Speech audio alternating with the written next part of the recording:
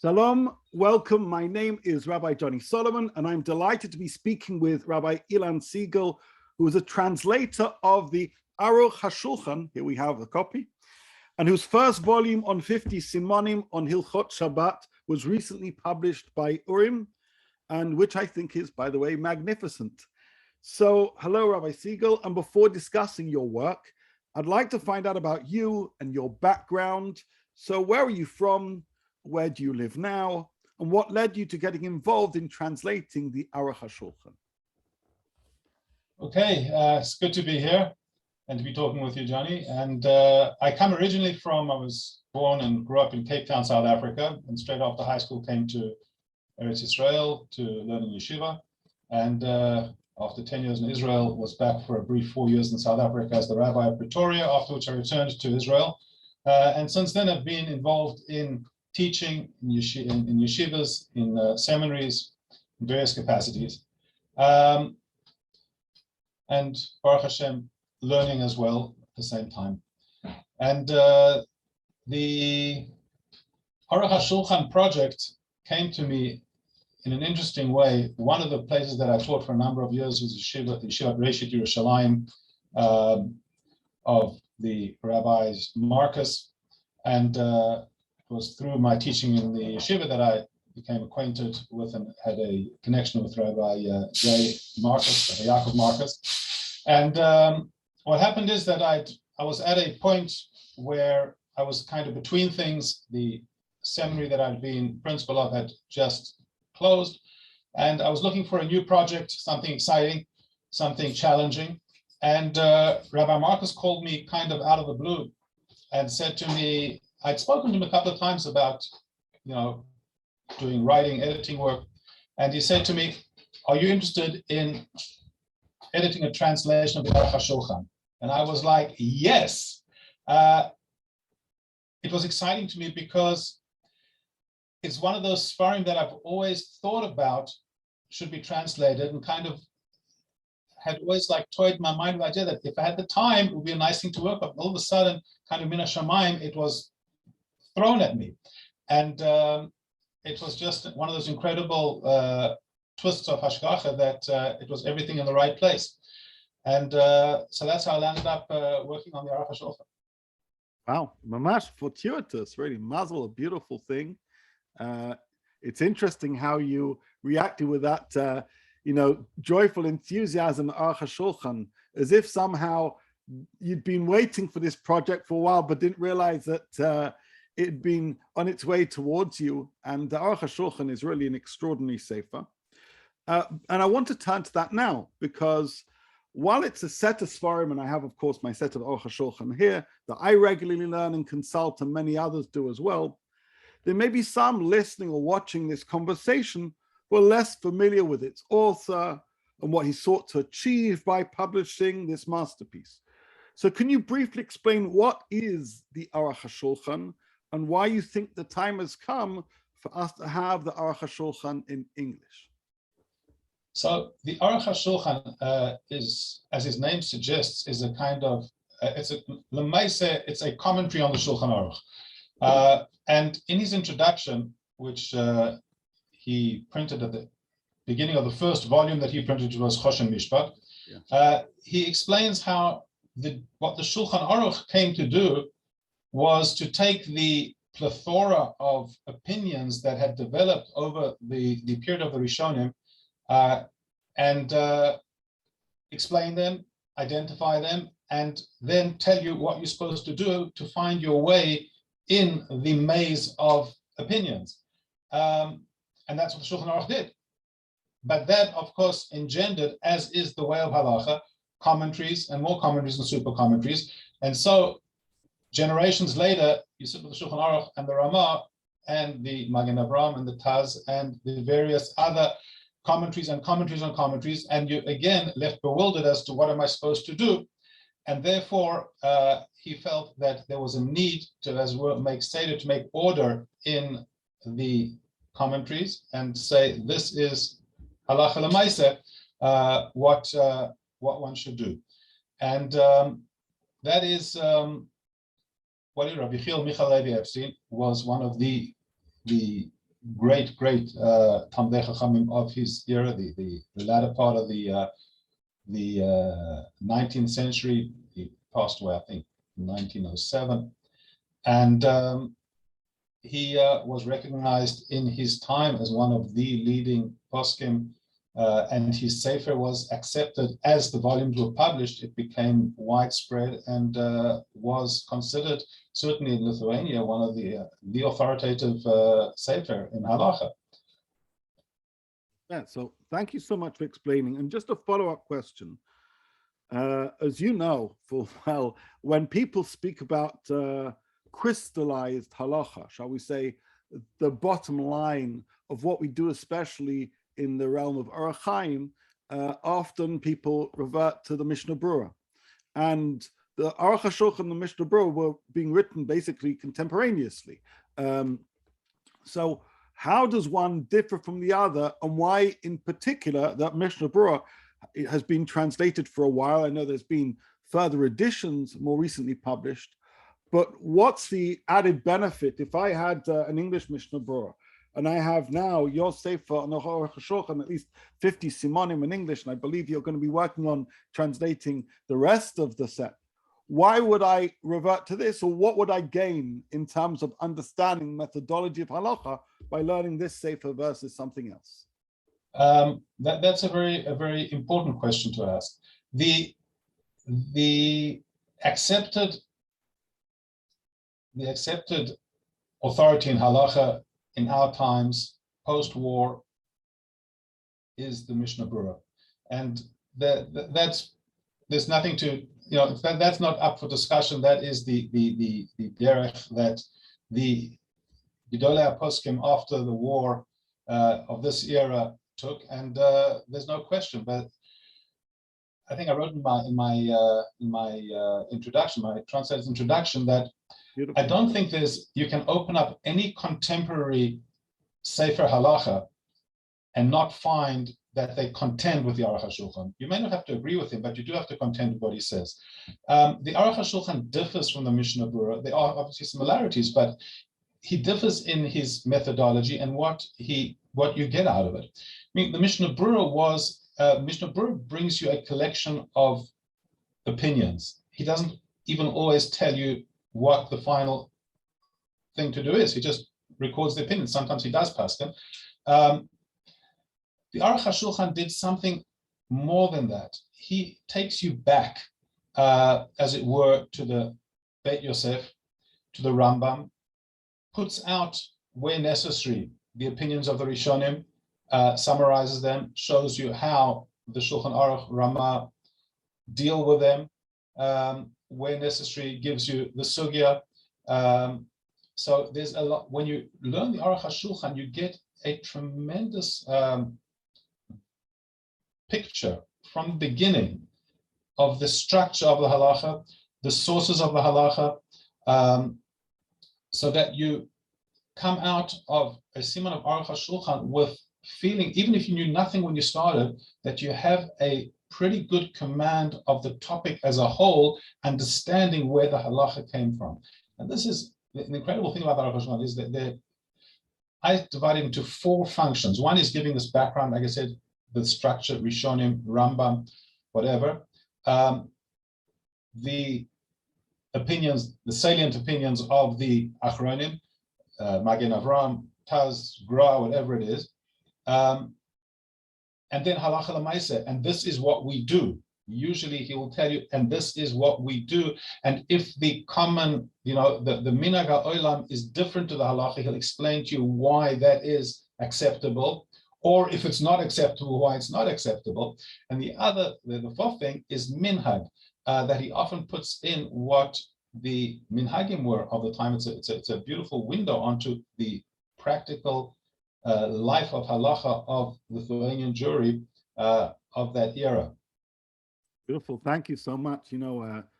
In particular reference to that 4th category, through my learning of the Aruch Hashulchan over the years, when I had a little bit more time, I was taking notes, and I said, there is so many interesting insights, especially in terms of education and community building, that I was thinking at some point of writing a kuntras on, principles of education derived from the Aruch Hashulchan through those throwaway remarks, but in so doing, which give us a fantastic window into how to apply halacha to our lives. But to summarize really what you're saying, what the Mishnah Berurah does, if you would have a map, is to say, this is where you are here, or this is where you should be.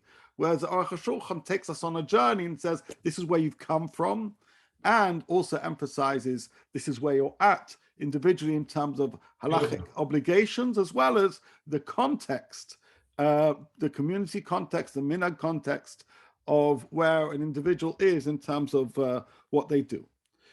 Now, the question really for me is, and this is extraordinary translation, really beautifully done. Who is your intended audience? Meaning, who have you written this translation for? I mean, you've written a sefer. It's important for me to note you've translated every word of the Aruch Hashulchan, and where necessary added some helpful footnotes in explaining certain things which perhaps were somewhat ambiguous, and there's a beautiful preface as well. But who is a sefer for? Because one might argue, if I understand halach, I've already got the Aruch Hashulchan. Why would I go and purchase this? And what do you think they'll gain by now being able to independently read and understand Aruch Hashulchan? Meaning, even those who are very interested in halacha, who perhaps may well hear shiurim, where the Aruch Hashulchan is quoted, now they can go through many, many simonim on their own and have an independent learning experience that perhaps they've not had with this sefer. What will they gain from that? And therefore, basically, who do you think will, I wouldn't say best benefit, but primarily benefit from the work that you've done here? So I think first of all, one of the things that is incredible about the Aruch Hashulchan is that if you are somebody who is a Talmid Chacham, who has learned, if you learned the Sugya, you've learned the Beis Yosef, you've learned that the Shulchan Aruch and Nosei Kelim, you open up Aruch Hashulchan, you will discover unbelievable chidushim and insights. I just suggested to somebody that you said extracting from Aruch Hashulchan. There's a sefer in the Aruch Hashulchan waiting to be extracted called the Aruch Hashulchan on the Rambam, these chidushim on the Rambam. So for somebody who is learned, there's a tremendous amount. So and certainly somebody who's proficient in Lashon HaKodesh can learn the original, and that's wonderful. But for somebody who is not, we intentionally printed the Hebrew together with the English so it can be used as a study tool. The Hebrew, what's important to note is that the Hebrew text has been carefully, part of what I did together with the other people working on the project, is carefully review there are, as Sfarim of that era, there are typographical errors which have been corrected. There are errors in quoting Makoros and sources. We've added hundreds of sources. So there's a clarity to the Hebrew text, which is of benefit to anybody. The English, for a person who wants to learn halacha, like this, and as we said before, and have a command of the topic, not just know what to do. You can open up any number of books and get a list of rules, but you want a command of the topic to have a deep understanding of what the halacha is and why I'm doing it. Aruch Hashulchan, that's who I wrote it for. Anybody who would like a knowledge of halacha. And the beautiful thing about Aruch Hashulchan, like we said, it's a sefer which is a wonderful, wonderful study for somebody who has already learned everything, will discover tremendous things. And for somebody who knows nothing, can open up and start from the beginning and understand the topic as well. And that was his incredible ability. So it's really for a Talmid Chacham, it's for a novice, somebody who knows nothing, who's just starting out learning halacha. Anybody who can be helped by the access to the having it in English. We did not write, as it were, a commentary. They're not extensive footnotes. There are minimum footnotes to where the translation needed help, occasional interpolations. Also try to keep the English as faithful as possible to the Hebrew, that you can really use it as a study aid. I've even tried to maintain where it works, the sentence structure, never at the expense of readability. It's got to be readable in English, and it is. But where, as much as possible, to match the English to the Hebrew so that it can be really used as a line-by-line study aid as well. So it is for people who want to use a study aid, people just want to read the English and have an command an overview of the halacha for everybody. Firstly, thank you so much for explaining it so beautifully. And again, also for your work. Just two things just came to mind as you were speaking. You know, listeners may not realize that when Rav Yosef Karo wrote the Shulchan Aruch, he made it very clear that to learn the Shulchan Aruch requires that we also learn the Bet Yosef. And that failure to do so is likely to lead people to misunderstand the Shulchan Aruch. That's above and beyond the fact that there is, in many ways, an internal language of the Shulchan Aruch. I actually give a course on how to learn the Shulchan Aruch and go through, of course, all the different terminologies that the Machab and the Ramah use and how we interpret that, as you know, the rules of stam variation, things like that. What that actually means is, if you're an English reader and you're only reading a translation of Shulchan Aruch, or even only reading a translation of Mishnah Berurah, you're actually getting an inauthentic experience of limud halacha, one which Rav Yosef Karo himself would say, that's not how we're supposed to do it. Whereas the Aruch Hashulchan, with what he did and what you've done, what it kind of gives us back that journey. And though you don't necessarily get to see all the Makoros that the Bet Yosef brings, because the Aruch Hashulchan distills some of the Gemaras and Rambams, nevertheless, he's sufficiently clear that you get to see that journey, and that the learning of halacha through the Aruch Hashulchan, as I say, is both highly traditional but actually highly authentic, which those doing it other ways may not realize actually differs, ironically, from the Masorah. Meaning, learn the Shulchan Aruch without the Bet Yosef is not how it should be. Learn the Aruch Hashulchan, it's much, much closer. It's interesting. I saw an article that somebody had written about the Aruch Hashulchan. I don't remember his name. But he suggested that perhaps what was hinted in the name Aruch Hashulchan was the Shulchan Aruch, as it were, gives you a set table. The Aruch Hashulchan says, let's take a step back and see how the table is set. And that's why he switched the order, and it's Aruch Hashulchan, it's the setting of the table. So I thought it was a beautiful way of expressing what you just said. 100%. And one thing I do want to mention, which you referenced in the beginning, but certainly I noticed through my learning of this Sefer, is though the Aruch Hashulchan has titles, of course, for each chapter of the Shulchan Aruch, sometimes expanding upon the wording of Maran, of the Machaber. What you've done is given handy subtitles to some texts, meaning if within a simon there are a range of themes, you've helped the reader understand we're now moving on to this. For example, here I just opened one of the simonim, and you've written the custom nowadays, meaning you're helping me know what are we about to discuss, which is helpful because it enables a learner to get a sense of the flow of the discussion and presentation by Rav Epstein. So thank you for that.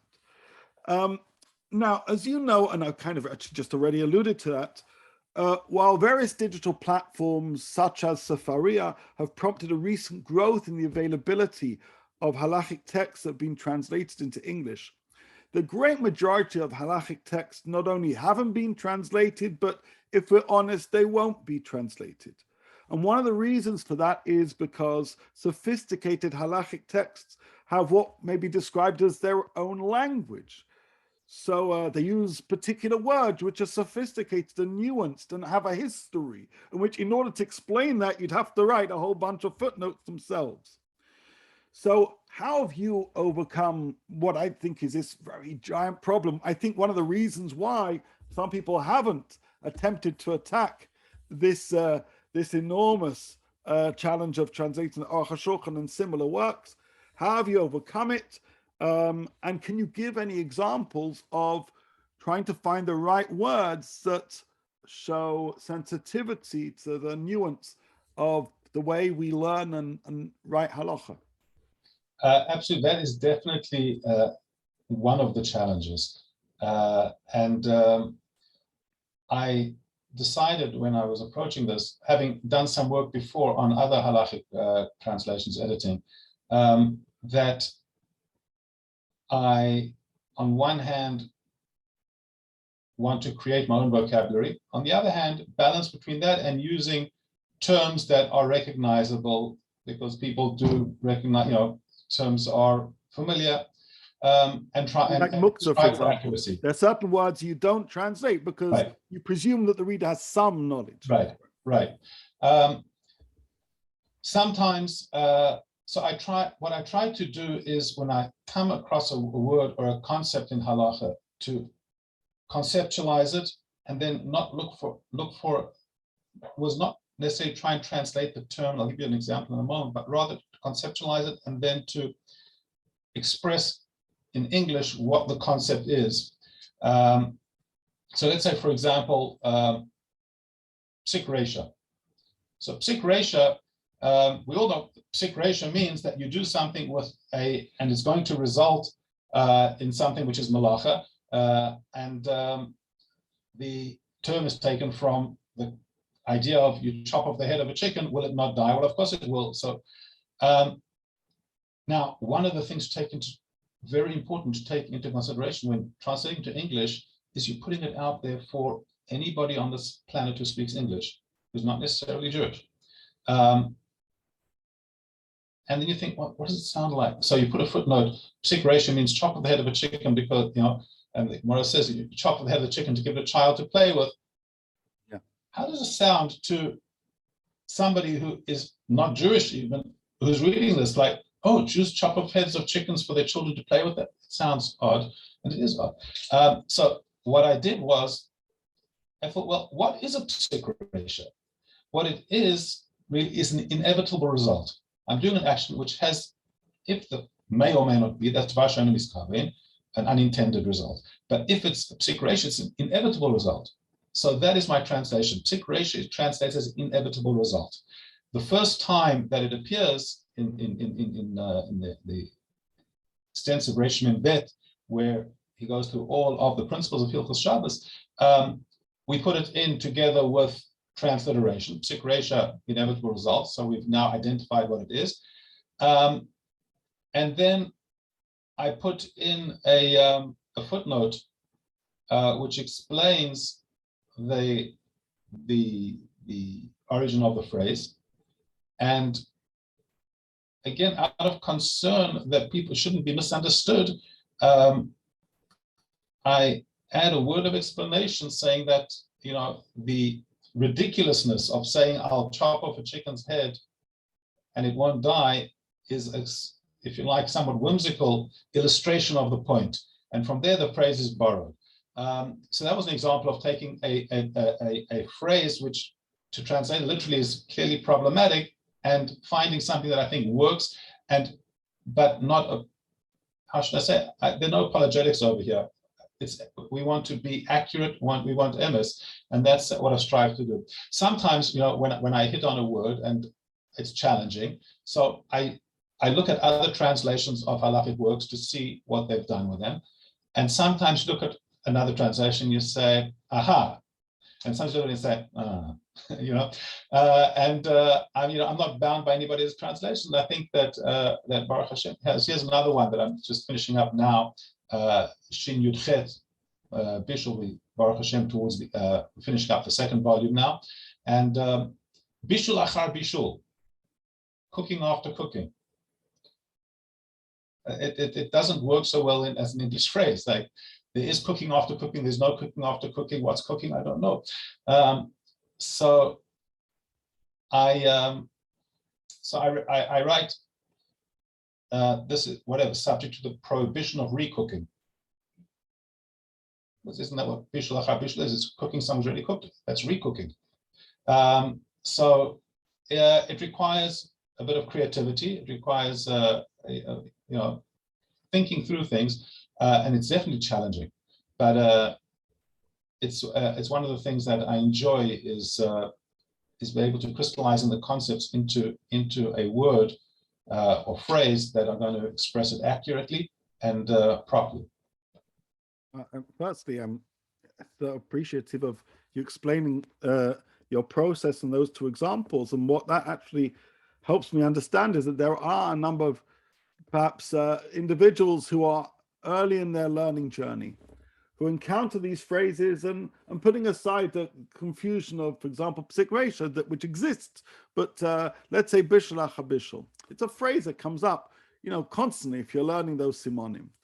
And if you are not crystal clear the first time you encounter that phrase, you can actually misinterpret and misunderstand basically all the simonim that follow. And of course, Chazal, they didn't provide a glossary. They were clear, but they also presume that we're familiar with Mishnayos, we're familiar with earlier literature. So what you're doing is saying is, I know that you're learning the Sefer with an interest in-depth halacha, but I don't presume you come with all of that information ahead of time. So you can have, as you say, Talmidei Chachamim learning the Sefer, but also people who are early in their journey. And by getting that clear description early on, it's going to help them. It's going to help them not just with Aruch Hashulchan, with all other realms of learning. So that's really, really important to note. And as somebody who I learn a lot of Sifrei Halacha, but I also review Sfarim, those mistakes do jump out. And when they do occur, you realize that the reader perhaps can lose themselves in areas which are so delicate. Okay, so well, you just kind of answered my last question when I said, what are you working on? It sounds like you're working on the second chelik of Hilchos Shabbos. Is that right? So this that is correct. That is Reish Mem Beis to Reish Tzadi Beis. Right. So this first volume. What's the second volume on? So it's Reish Tzadi Gimel till Shin Yud Chet. Wow. And then hopefully the third one will be until, I don't remember exactly where it's going to end, somewhere about Reish Nun Gimel Dalet, somewhere over there, which will encompass all the way to the end of the Hilchos Rishuyos, the different areas of for carrying on Shabbos. It was the division into volumes simply was a function of how big a book can you make, and that the volumes will be more or less equal in size, so where it made sense to make a break. So the first volume we took until the end of Shabbat. The second volume starts with Haggadah. Shin Yud Chet was just a good place to break in terms of the division of the volume. 100%. Now, so it seems to be that the light at the end of the Hilchos Shabbos tunnel is visible at some point in time. Is it your goal to translate all of the Aruch Hashulchan or just sections in Orach Chaim? Ideally, we would like this project go through the entire Aruch Hashulchan. I don't think we've decided definitely what will happen after we finish Shabbos, but probably we'll continue with Orach Chaim, the before and after Shabbos. The truth is that I think that when we move on to Yoredea, it will be very exciting, because there are other Sfarim available on Orach Chaim, Mishnah Berurah and others. There's nothing that I'm familiar with that's available in English on Yoredea. Yoredea will be, I think, more challenging in a way in terms of translation, certainly the beginning of it. But that's the challenge we're looking forward to. And Mitzvah Hashem, there's Choshen Mishpat, which actually was the beginning of his work. He started with Choshen Mishpat. There's Evan Hazer. There's one of the people behind the project. There's Aruch Hashulchan Ha'atid as well. The Rambam. We hope to be able to get Siyata Dishmaya as much done as we can. Bezos Hashem, I personally, as I say, I've been learning Aruch Hashulchan for quite some years. And certainly when I was learning Yoredea, it was a wonderful way to both recap, but also enrich and deepen my understanding of a whole range of sugyas.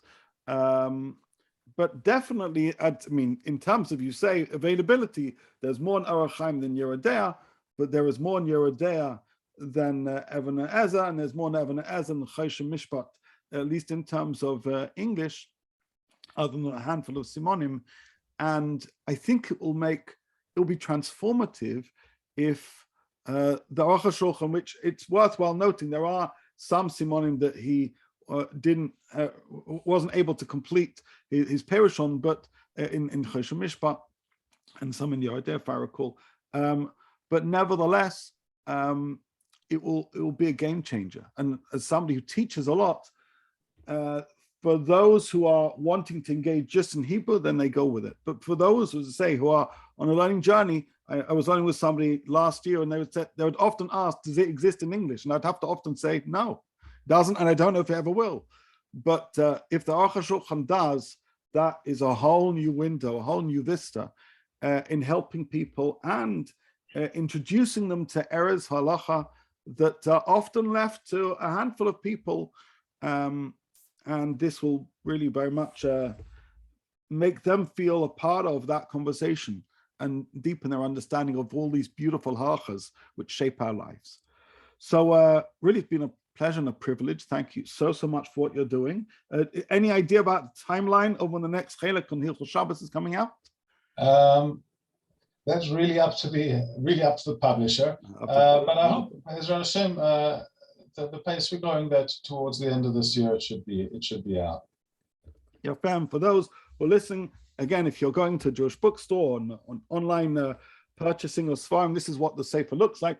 Aruch Hashulchan in English, full Hebrew text with English translation notations. Orach Chaim 242-292. It really is a beautiful volume. It's really produced with such a great care for the Hebrew text, with the English text, and it's been a great pleasure learning it through and having this conversation. So, shkach to you. Thank you so much, R Ilan Segal. Thank you very much. It's been a pleasure, and much continued hatzlacha in everything you do. Thank you.